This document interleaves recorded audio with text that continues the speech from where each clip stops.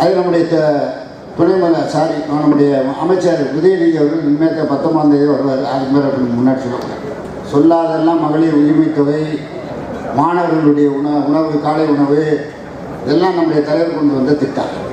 அது கட்சி மாற்றி வந்து 21 கோடி ரூபாய் நம்முடைய அம்மா உணவு கூட கொடுத்துருக்காரு.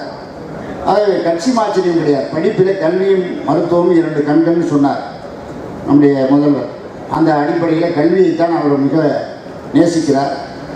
அந்த அளவில் மாணவர்கள் நீங்கள் எல்லாம் பயன்பெற வேண்டும் என்ற நோக்கத்தின் அடிப்படையிலே தான் இந்த திட்டத்தை கொண்டு வந்திருக்கிறார். இதனால் கொண்டு வந்த திட்டத்தினால என்ன பயன்னா, திறன் மேம்பாட்டு திட்டம் ஒரு டிபார்ட்மெண்ட் இருக்குது. அது நம்முடைய நம்முடைய அமைச்சர் உதயநிதி அவர்கள் இனிமேல் 19ஆம் தேதி வருவார். அதுக்கு மேலே அப்படி முன்னாடி சொல்லக்கூடாது. அதனால் இப்போ அவர் பார்க்குறார். அவருடைய இதில் 28 லட்சம் பேர் மாணவர்கள் வேலை பார்க்குறார்.